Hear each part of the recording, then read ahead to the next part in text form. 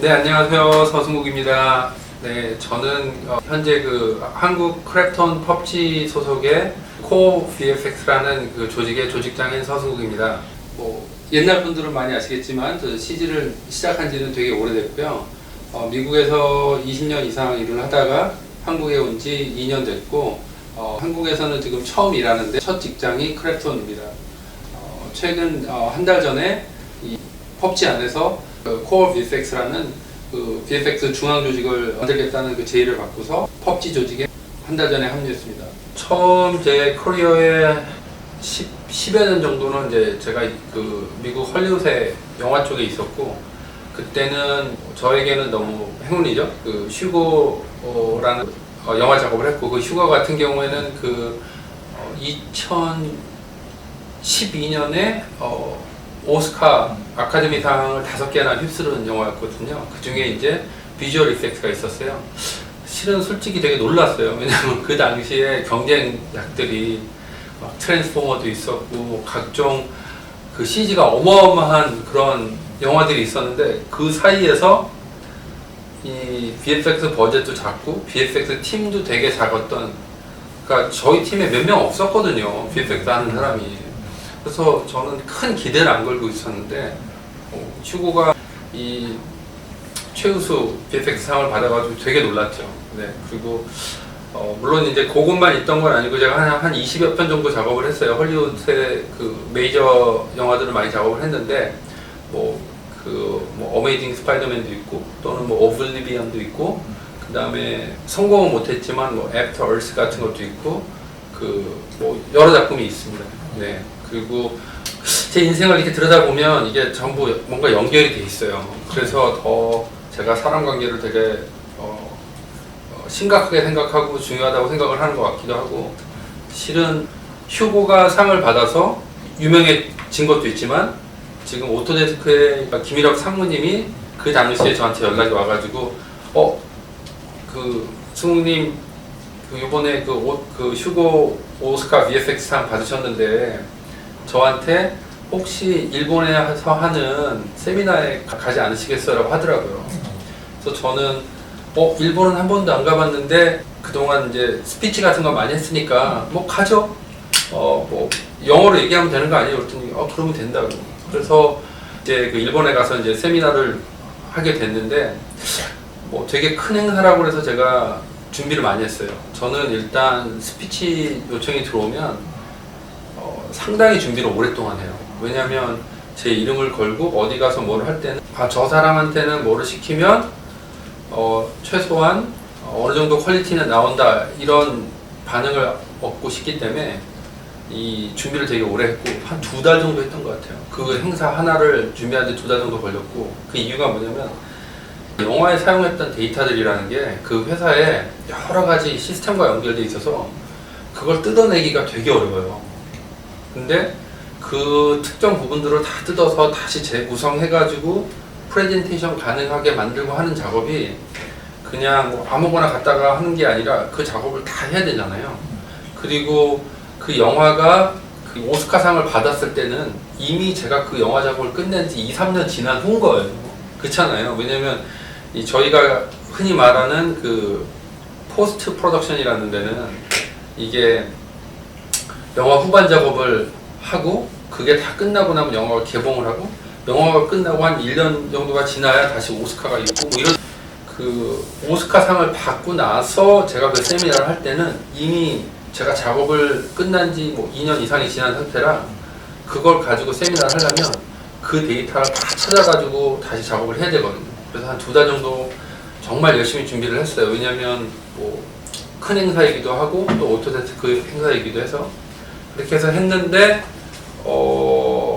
굉장히 성공적으로 잘 됐고, 일본 안에서 하는 오토데스크 행사 중에 가장 사람이 많이 왔다고 하더라고요. 그래서 몇 천 명 정도가 왔다고 해요. 그래서 그렇게 많은 사람들이 오는 행사가 많지 않았다고 하더라고요. 근데 제가 왜 이 얘기를 여기서 하느냐, 다 이유가 있어요, 실은. 제가 그 전부터 제가 이제 영화 쪽 일을 오래 하면서 힘도 타고 재미난 프로젝트 많이 하다 보니까 되게 업계의 흐름이라는 게 보이거든요. 근데 제 눈에는 영화 업계는 살짝 내려가고 있었고 게임 업계가 떠오르는 게 보였어요. 그리고 게임으로 가고 싶다라는 생각이 있어서 실은 2년 전부터 게임 엔진 공부를 하고 있었거든요.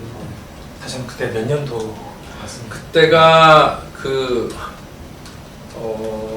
상을 수상한 한 해가 2012년인 걸로 기억을 하고 있고요.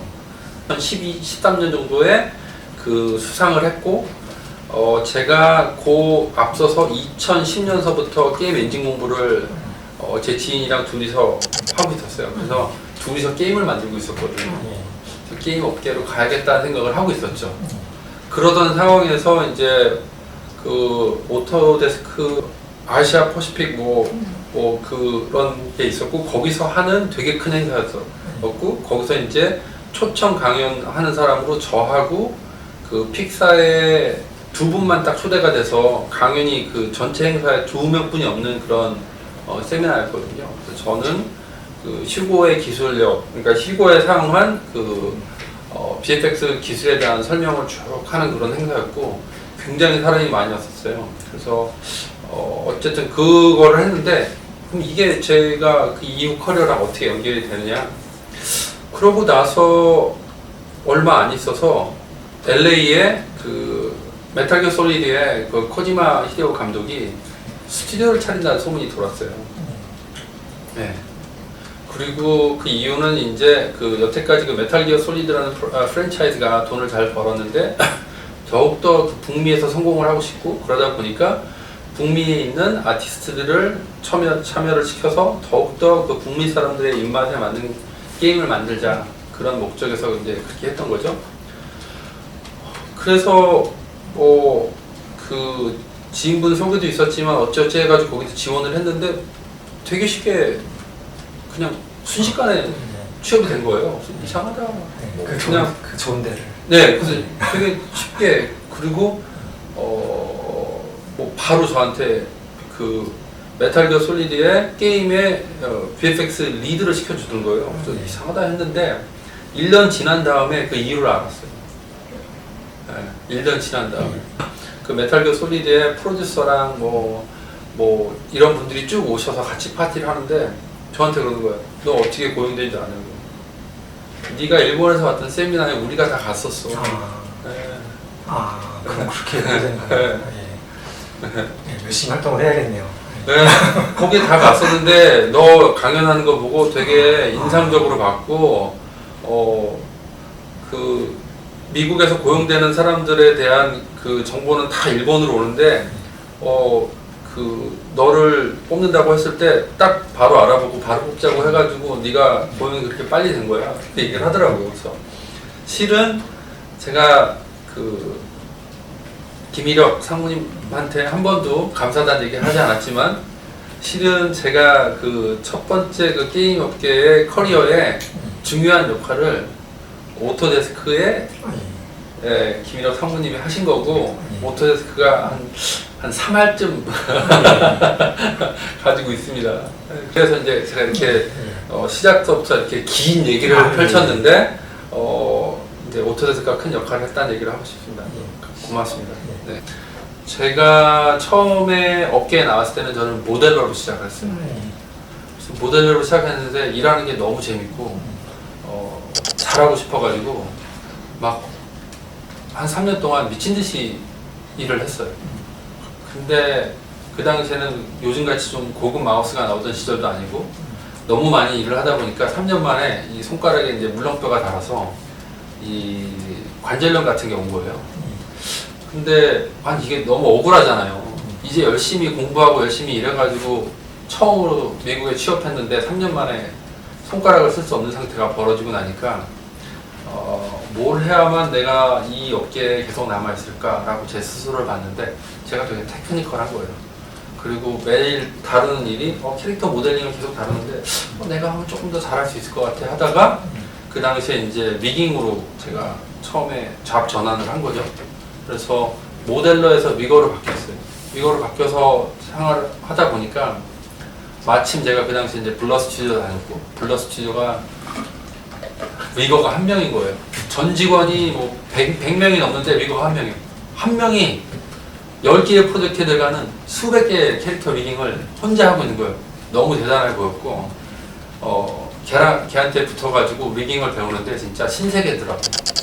그리고 또 그때는 여전히 바이패드를 주로 하고 있어서 진짜 어마어마하게 많은 정보들이 저한테 쌓여서 그렇다면 이거를 책을 한번 내가지고 이 기술을 이 한국에다가 퍼뜨려야겠다는 생각이 들어서 빠르게 바이패드 책을 썼고 거기에 진짜 많은 그 당시 실무에서 배운 노하우들을 많이 넣었거든요. 근데 그게 이제 그 당시에 많은 분들이, 왜냐면 제가 말씀드렸듯이 제 논리는 같거든요. 남들이 못하는 제일 어려운 걸 했을 때 거기에 길이 있었거든요. 바이패드도 그때 처음 나와가지고 되게 어려웠잖아요. 사람들이 되게 어려웠고, 그래서 제가 이제 바이패드를 공부하고 책을 쓰니까 이제 그때 바이패드 오신 분들이 많아가지고 지금도 뭐 이제 리깅 하시는 분들한테 가끔 인사를 받기는 해요. 네, 그러고 나서는 제가 리깅을 한 3년 정도도 채 안 했을 때 제가 이 VFX 쪽으로 방향을 바꿨어요.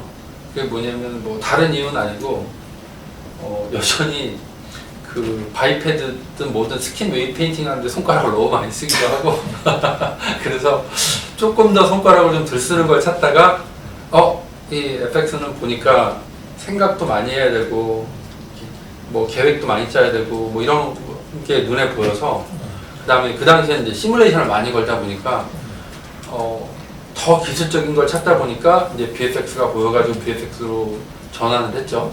그래가지고 뭐 그렇게 자연스럽게 옮겨오면서 이제 지금까지 온 거죠. 그리고 뭐 지금은 더 이상 손가락에 문제는 없는데 제가 이제 VFX를 좋아하는 거는 이 VFX라는 게 진짜 모든 거와 연결이 돼 있어서 전체를 이해하지 않으면 해낼 수가 없고 그만큼 공부도 많이 해야 되고 알아야 될 것도 많고 말씀드렸듯이 제가 봤을 때는 뭐 물론 모든 사람이 제가 하는 게 제일 어려운 일이고 제일 힘든 일입니다라고 하겠지만 제 입장에서는 VFX만큼 어려운 분야가 많지 않다고 생각을 하거든요. 그러다 보니까 그래서 지금 시장에서 VFX 하시는 분들 찾기가 쉽지 않고 그 중에서도 또 잘하시는 분들 찾기가 더 어려운 것 같아요. 그래서 VFX가 되게 한국이든 미국이든 되게 인기 있는 직종이 아닌가라고 저는 보고 있습니다. 네, 이게 저도 실은 제가 이 회사를 다니고 있지만 동료들을 만나면 맨날 들어요. 펍지는 뭐고, 크래프톤은 뭐고 이런 얘기 많이 듣거든요. 밖에서는 잘 몰라요. 이게 그게 약간 구조적으로 조금 헷갈릴 수 있는데 이제 여러분이 다 알다시피 크래프톤은 이 전체 회사의 모기업이고 가장 큰 상위 기업인 거죠. 크래프톤이 상위 기업이고 그 크래프톤 밑에 펍지 스튜디오가 있고 블루홀 스튜디오가 있고 저는 지금 원래는 이쪽 그 GNM 소속의 크래프톤 GNM 소속의 자회사에 있다가 이 크래프톤의 그 펍지 스튜디오로 저는 한 달 전에 이동을 한 상태고 이 밑에 여러 가지 게임 회사들이 있고 더 많은 회사를 지금 앞으로 뭐 몇 년 안에 만들겠다라고 프로덕트를 만들겠다라고 하는 상황에서 이제 그 펍지의 장태석 뭐 IPD님께서 펍지 전체의 FX 퀄리티를 끌어올릴, 그러니까 그거에 대해서 동감을 하는 부분이 있었기 때문에 이제 Core VFX 조직이라는 것을 제안을 주셔서 그 조직을 만들고 지금은 첫 달이라 이제 모든 그 게임 만드는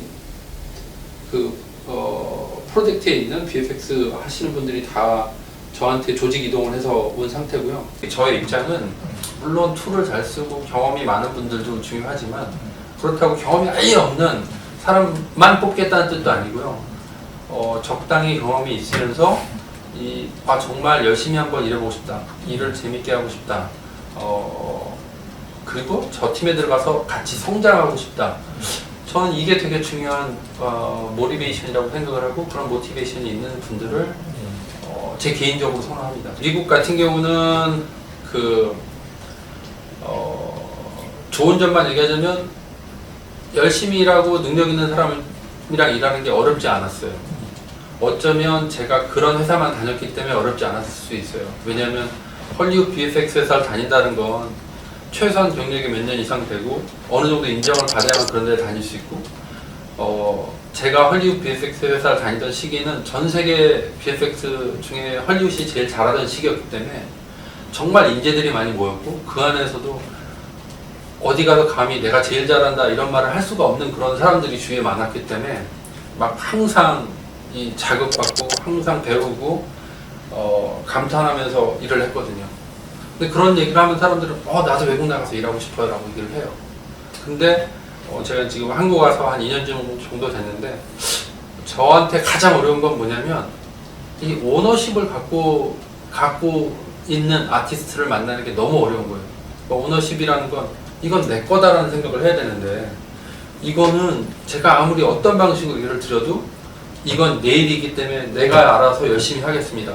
이건 내 아트고 내 작품이고 내 웍이니까 책임을 지고 하겠습니다라는 그런 너무나 당연할 것 같은데 그런 오너십을 가진 사람을 만나기가 너무 어렵고 물론 이유는 있겠죠. 왜냐면 너무 많은 일을 하기 때문에 또는 기간이 짧아서 여러 가지 이유는 될 수 있어요. 근데 제가 미국에서 일할 때는 시키지 않아도 남아서 일하거나 또는 자기가 퀄리티를 내고 싶어서 여러 가지 버전을 만들어서 보여주거나 이런 사람을 만나는 게 어렵지가 않았고 아주 흔한 일이었는데 실제 지금 저는 이제 크래프톤이라는 대기업을 다니고 있잖아요. 이게 대기업의 특성인 건지 아니면 이 한국 게임 회사의 특성인지 모르겠지만 그렇게 집착을 갖고 일하는 아티스트를 만나는 게 굉장히 어렵더라고요. 정말 레어하다는 표현을 쓸 수밖에 없는 게 그런 사람들을 너무 만나기가 어려워요. 저는 아쉬운 게 뭐냐면 사람들은 저한테 아니 어떻게 그렇게 오랫동안 일을 하실 수 있습니까? 또는 성공을 하셨습니까? 라고 얘기를 하지만 제 개인적인 상황은 저는 그냥 내가 하는 일이 재밌어가지고 즐기면서 일을 했는데 여기까지 왔다가 답이거든요. 특별히 돈을 많이 벌겠다 또는 성공을 하겠다 위로 올라가겠다 이런 생각을 한 적은 없어요. 근데 어떤 때가 되니까 넌 이 자리에 올라가야 돼. 이렇게 이걸 해야 돼. 실은 제가 여기 한국 오기 전까지는 제가 제일 많이 받았던 압박은 너는 디렉터가 돼야 돼. 끊임없이 디렉터가 되라고 했는데 제가 디렉터를 계속 거부를 했었거든요. 왜냐면 디렉터가 되면 실무에서 손을 놓는 게 싫어서 실무를 더 하고 싶어서 실무가 더 재밌으니까 이런 단순한 생각 때문에 그리고 그런 이유 때문에 그냥 실무를 더 하고 싶다는 생각 때문에 계속 거절을 했었거든요. 그러면서 어려운 씬 이런 거 하고 하면서 또 새로운 거 개발하면서 되게 재미를 느끼면서 일을 해왔고 지금 여기 와서도 같이 여러 가지 일을 하지만 많은 개발을 하면서 전보다는 실무에서 손을 많이 놓긴 했지만 그래도 여전히 제가 실무에 끈을 놓지 않으려고 되게 노력을 하고 있어요. 그리고 많은 부분에서 재미를 느끼고 있는데 그렇다면 과연 나랑 같이 일하는 직원들은 다 행복하냐라고 말한다면 저도 한 20년 정도 일을 하다 보니까 눈에 다 보이거든요. 꼭 그렇지만은 않은 것 같아요. 어떤 분들은 자기 거에 대한 그런 것들을 사명감을 느끼고 일하지만 어떤 분들은 보면 이 개인적 삶과 직장을 딱 분리해서 가거든요. 근데 저는 모르겠어요. 근데 물론 사람마다 사는 방식이 다른데 저는 그 삶을 분리하지 않고 회사라는 단체에 나와서 일하는 게 제 인생에 있어서 굉장히 많은 부분을 차지하잖아요. 제가 원하든 원하지 않든. 근데 이걸 즐기면서 일을 하게 되면 이것도 제 인생에서 되게 즐거운 시간이고 제 인생의 중요한 부분을 차지하기 때문에 저한테 도움이 되는데 이거는 빨리 끝나고 나는 내 삶을 찾으러 가야 돼 라고 생각을 하면 이거만큼 서로 고통스러운 일이 어디 있겠어요. 그런 분위기가 되는 게 저는 좀 아쉽고 일단은 저는 저희 팀이 된다면 저는 그런 생각을 저와 공유할 수 있는 사람이 됐으면 좋겠어요. 뭐냐면 단순히 제가 일을 많이 시키겠다의 관점이 아니라 나는 내가 좋아하는 걸 만드는데 여기에 내가 내 에너지를 쏟고 내가 하고 싶은 거를 해서 내가 나 스스로가 자랑스러운 뭔가를 만들어내겠다라는 생각을 가진 사람이 있다면 그러한 그 생각이 모든 걸 드라이빙을 한다고 생각을 하거든요. 내가 더 잘하고 싶고 더 하고 싶고 이런 것들이 다 개인적 발전으로 이끌어 나가잖아요. 저는 그런 생각을 가진 사람을 밀어주는 사람이 되고 싶고 그런 사람이랑 일할 때 저는 서로에게 시너지가 나온다고 생각을 해요. 그리고 그런 분들한테는 내가 내 일을 열심히 하는데 왜 미래 걱정을 하나라고 저는 얘기를 하고 싶어요. 근데 많은 분들이 미래에 대한 걱정을 하고 있잖아요. 근데 저는 뭐 아직까지 한 번도 걱정을 해본 적이 없다는 건 운이 좋은 거일 수도 있겠죠. 네. 하지만 뭐 또 반대로는 저는 그 얘기도 하고 싶어요. 제가 프로젝트를 몇 개나 했고 얼마나 많은 일을 했는지 안다면 과연 뭐 이런 말을 해도 적당한지 모르겠지만 저만큼 많은 프로젝트와 일을 한 사람들이 제 주위에 그렇게 많은가 보면 실은 그렇진 않거든요. 저는 진짜 일 자체를 좋아하기 때문에 많은 일을 했거든요. 뭐 그러다 보니까 저도 경험이 쌓인 거고 그 경험에 의해서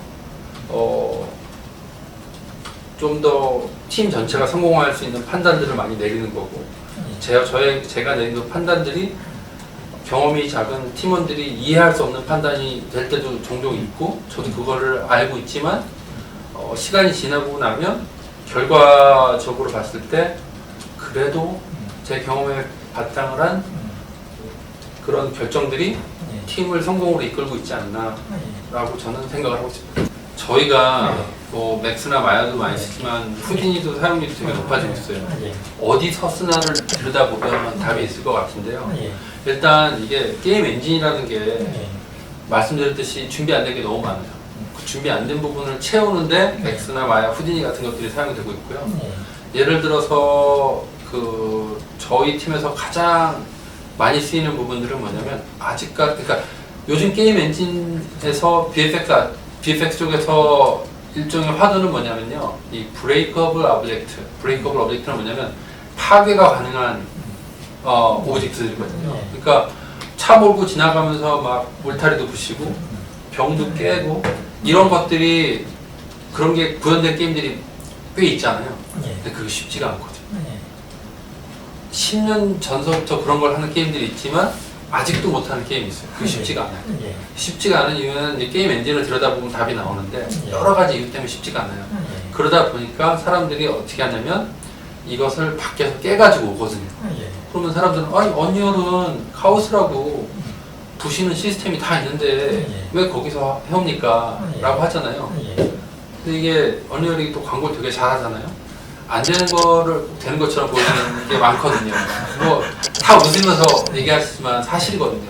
그거는 뭐 언리얼만 그런 게 아니라 유니티도 그렇고 많은 게임 엔진들이 다 그렇게 하고 있어요. 그걸 전 욕할 생각은 없고 실무 차원에서 봐서는 안 되는 기능이 되게 많아요. 특히 예를 들어서 브레이크업 오브젝트 같은 경우 오브젝트를 깨워야 되는데 언리얼 카오스를 깬 거는 파티클을 붙일 수가 없어요. 못 붙이니까 얘를 파티클로 움직일 수가 없단 말이에요. 근데 이 맥스나 마야, 후디니로 부신 오브젝트는 붙여서 쓸 수가 있어서 그렇게 쓰는 경우가 많이 있고 특히 저 같은 경우에는 실은 사람들이 많이 나눠져요. 언리얼은 카오스가 훌륭하니까 부시는 건 나 카오스를 가야 돼. 이런 파가 엄청 크게 있고 저는 아주 작은 파인데 이 파라고 말하기도 뭐하지 저 혼자 하는 것 같은데 이걸 다 파티클로 해야 되라는 사람이고요. 이유는 너무 단순해요. 제가 얘를 퍼포먼스 프로파일링을 해봤는데 얘는 훨씬 퍼포먼스가 무겁고 얘는 훨씬 빠르기 때문이고요. 제가 그 게임에다가 여러 가지 부서지는 오브젝트를 파티클로 했더니 퍼포먼스가 비교도 안 되게 좋았거든요. 근데 언리얼 카오스 같은 경우에는 지금 속도가 지금 뭐 1년 전에 비해서 2배가 빨라진 건 사실이지만 여전히 제가 하는 방식보다는 한 5배 비싸거든요.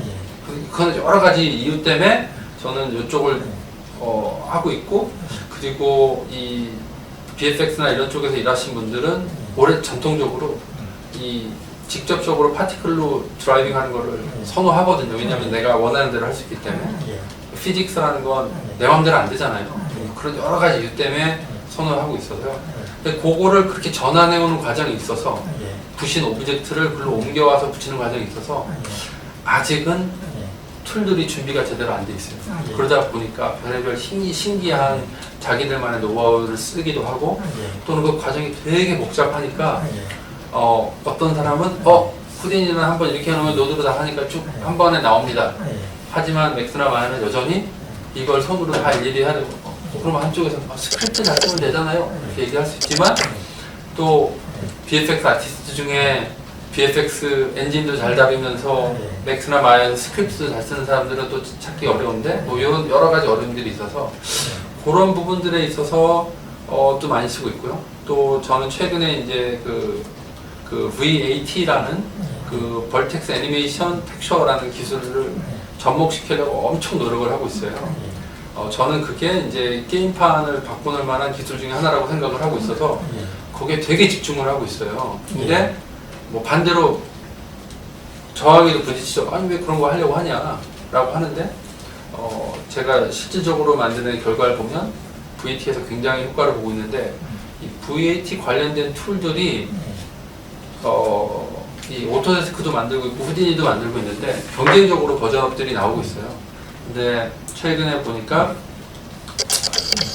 이 VT 쪽 툴들은 살짝 후디니가 조금 앞서가는 경향이 있고요. 그리고 또 언리얼도 뒤질사라 자체적으로 또 그걸 만들고 있는데 저는 앞으로 몇 년간 이 VT 관련된 기술들이 굉장히 시장을 이 게임 쪽에 영향을 많이 미칠 거라고 보고 그런 기술들은 생각보다 제가 이제 개발을 해봤으니까 저도 이 정도 개발할 정도면 저런 회사들은 뭐 몇 개월 작정하고 하면 꽤 괜찮은 것들을 만들어서 시장에 내놓겠다는 생각도 들어서 이쪽이 되게 핫하게 떠오르는 분야가 아닌가. 그리고 그런 쪽에 조금 더 오토데스크와 관심을 갖고 기술을 개발해야 되는 게 아닌가 라는 생각을 하고 있습니다. 어떤 애니메이터 중에 애니메이션을 잘하는 분들은 결국은 리깅까지 손을 대더라고요. 왜냐면 이게 애니메이션하고 리깅은 뛸 수 없는 존재라 리깅이 잘 돼 있어야 애니메이션을 잘할 수 있고 또 애니메이션을 정말 끝까지 올라가신 분들은 애니메이션 감각이 좋으신 분들은 리깅이 안 좋으면 또 한계로 부딪히기 때문에 그래서 제가 봤을 때는 그 자기 자신의 분야를 넓혀가야 된다고 생각을 하고 있고요. 또 말씀드린 것처럼 이 애니메이션하고 또 FX는 또 뛸 수 없는 관계예요. 뭐냐면 보통 캐릭터들이 어떤 특정 행동을 할 때 뭐 마법이 일어난다든지 또는 뭐 타격을 받는다든지 할 때 그 타격에 맞춰서 FX가 튀어야 되잖아요. 이 두 가지가 완벽하게 이 만나는 것을 해내는 사람들을 많이 보지 못했거든요. 그래서 저는 애니메이터도 그 범위를 넓혀가야 된다고 생각을 하고 있고요. 물론 이 옛날하고 지금하고는 좀 많이 달라요. 옛날에 애니메이션 하시는 분들 뭐 대부분 애니메이터들은 이제 뭐 애니메이션 회사나 이런 데서 애니메이션을 많이 하는데 요즘 많은 애니메이션 회사들도 리얼타임으로 가고 싶어 하고 있고 또 리얼타임에서 애니메이션 하는 것과 그 애니메이션 회사에서 애니메이션 하는 것은 많이 다르거든요. 왜냐면 애니메이션 회사에서 애니메이션 하는 거는 진짜 그 매 프레임을 정말 최대한 자연스럽게 만들어 가지고 하는 방식이지만 이 엔진에서 하는 방식은 대부분의 이게 동작들이 루핑이고 그 루핑되는 애니메이션을 얼마나 잘 만드냐가 그것의 퀄리티를 정하고 요즘에 엔진 기술들은 또 그 위에 다이나믹하게 얘네들을 어떻게 무게 처리를 해가지고 더 자연스럽게 보이냐 이런 것들이 막 기술이 발전하고 있잖아요. 그래서 저는 애니메이터 분들은 이런 부분에 주의를 해가지고 좀 준비를 해야 된다고 생각을 해요. 왜냐하면 시장이 흐르고 있는데 시장은 급격하게 변하고 있는데 뒤에 남아있는 분들은 성공하고 싶지 않기 때문에 저는 그럴수록 더더욱 이 바뀌는 시장의 그 흐름과 방향을 봐가면서 그 공부의 범위를 넓혀야 된다고 저는 보고 있습니다. 모션 빌더는 되게 훌륭한 툴인데 좀 사람들한테 조금 더 몇 발자국 다가갈 수 있는 그런 프렌들리한 그런 환경 이게 쓰고 익숙해지고 좋으면 사람들이 더 알아가려고 하는데 물론 전문가들은 다 인정하고 좋은 툴이죠. 근데 저변을 확대하고 많은 사람들이 더 쓰는 툴로 가려면 뭐 약간 그런 식의 좀 뭐라고 할까요? 제가 옛날에 제가 미대 출신인데 미대 다닐 때 교수님이 그랬거든요. 일반 유저의 눈높이로 낮아져야 된다고. 그래서 저는 그런 생각을 하고 있습니다. 모션 빌더는 조금 더 저변을 확대하려면 유저 눈높이로 낮춰줄 수 있는, 저는 웹베이스 같은 그런 것들이 좀 나와가지고 좀 들어가면 좋지 않을까라는 생각을 하고 있습니다. 이게 저는 이 세상에 도움이 되지 않는 커리어는 없다고 생각을 하거든요. 그게 무슨 일이더라도. 근데 다행히도 저에게는 영화 쪽 커리어가 도움이 되는 경우도 되게 많았고, 또 영화와 게임의 흐름을 보면서 이게 참 여러 가지 감정이 교차를 해요. 왜냐하면 옛날에는 모든 기술이 영화 쪽에서 오던 시절이 있었거든요. 시그라프만 모든 사람이 기다리고 있었어요. 영화 쪽 시그라프만. 왜? 거기서 새로운 기술이 나오면 그게 산업 전반으로 퍼져나갔었어요. 뭐 그것만 바라보고 있었죠, 옛날에는. 옛날에 뭐 플루이드 시뮬레이션이 다 이런 거 영화에서 온 기술들이잖아요. 근데 지금은 다 리얼타임으로 다 바뀌고 있고. 그러다 보니까 옛날에는 시그라프 하면은 진짜 뭐 사람들이 막 어마어마하게 모여들고 어마어마한 주목도를 갖다가 지금 시그라프 지금 뭐 엄청 축소됐잖아요. 그리고 대신 GDC가 어마어마하게 올라오고 있잖아요. 근데 GDC가 지금은 되게 유명한데 GDC가 이렇게 유명한 해진 거는 불과 10년도 안 되거든요. 그렇죠. 그래서 그 흐름이 안 보인다고 하면 이상할 정도로 너무 큰 흐름들이 보이고 있고, 그 사이에서는 모바일도 그렇고 이 리얼타임 쪽이 어마어마한 강세를 보이고 있죠. 그리고 저로서는 그러기 때문에 거기에 되게 더 집중을 하고 있어요. 그래서 제 업계 안에서 또 저희 회사 안에서 사람들은 제가 너무 퍼포먼스에만 또는 그 리얼타임 이런 퍼포먼스에만 집중하는 게 아니냐 이런 얘기도 좀 듣긴 해요. 근데 제 입장에서는 퀄리티를 끝으로 끌어내는 건 이미 많이 해봤어요. 그거는 저한테는 10년 넘게 늘상 하던 일이기 때문에 더 이상 이슈가 아니거든요. 하지만 게임이라는 그 엔진 안에서 퍼포먼스를 안정적으로 끌어내는 건 많은 사람들이 어려워하는 부분이니까 저는 더 거기에 집중을 하고 있고, 그런 면에 있어서는 저는 한편으로는 오토데스크가 조금 더 적극적으로 움직여야 되는 게 아닌가라는 생각은 하고 있어요. 그러니까 뭐 예를 들면 현재 지금 파일을 오토데스크 프로덕트에서 엔진으로 보내는 데는 거의 공통적으로 FBX를 쓰고 있잖아요. FBX를. FBX가 나온 거 자체가 되게 훌륭한 일이긴 한데, 이걸 조금 더 제가 봤을 때는, 게임 쪽에 맞게끔 더 신경을 써야 되는 게 아닌가라는 생각은 하고 있어요.